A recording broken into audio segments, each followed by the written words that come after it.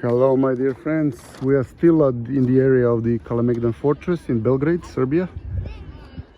Serbs are very strange people, I would say, because only few hours ago, Nikola Jokic, the Joker, has led the team of Denver Nuggets, Denver Nuggets.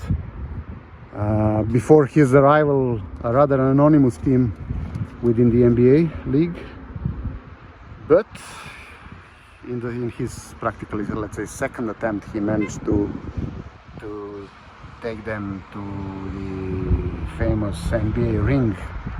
So they won the championship 4-1 in the final game. The final series.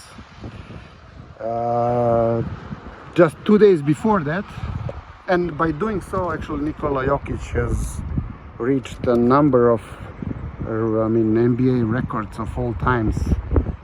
Mostly with regards to triple doubles, but also many more.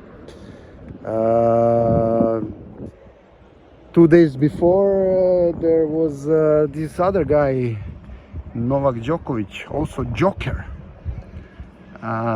Joker Nole has led his team, actually himself, but also his team, to the position of the greatest of all times in terms of tennis, individual, let's say, men tennis.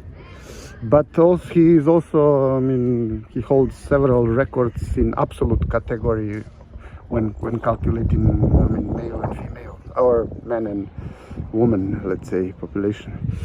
From this point, what we can see is one typicality of Belgrade, which are these numerous floating cafe bars and floating restaurants.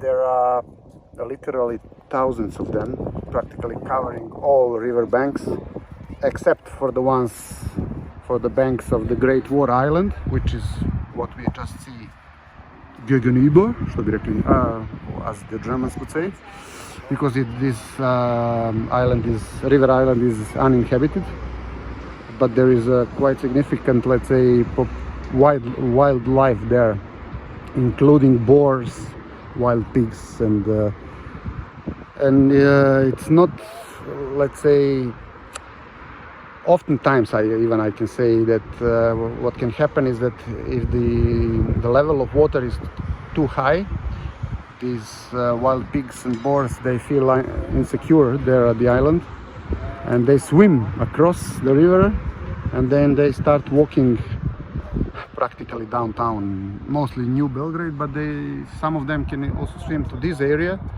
and this area is only 400 meters, let's say, from the very city center of Belgrade, from the pedestrian high street called Knez Mihajlova Street, etc., etc. And many foreigners probably know this part of Belgrade the most. It's called the beton halls, or actually concrete halls. This used to be the part of the Belgrade river harbor. It's not used anymore for that purpose, but the big halls, the storages, practically warehouses, appear to be suitable for making luxurious restaurants, cafe bars, clubs. So most of the elite nightlife of Belgrade, and not only nightlife but also the afternoon, let's say, life of Belgrade, befindet sich hier, actually is located here.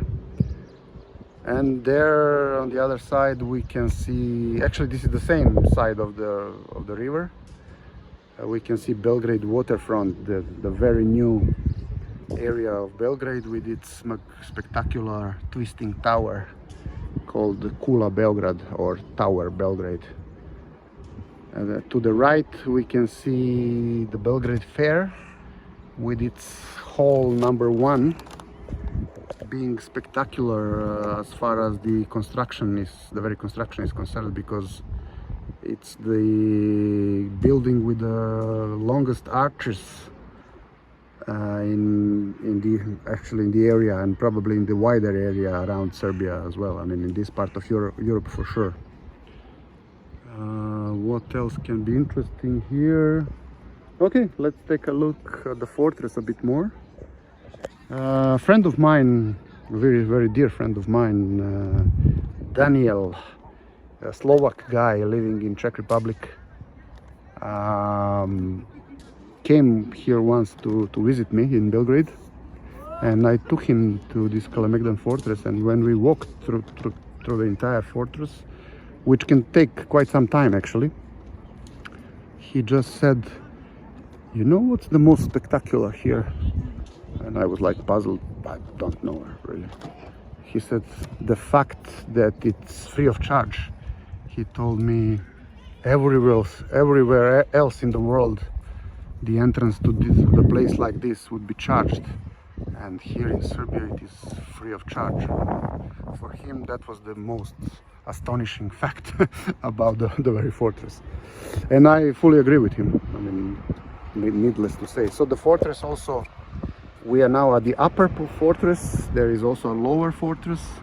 There are some watchtowers very close to the river bank. Unfortunately, we can't see from here, but maybe if I go a bit up, it will be. But maybe next time my Denzil. Okay, I've been asked to rejoin the group.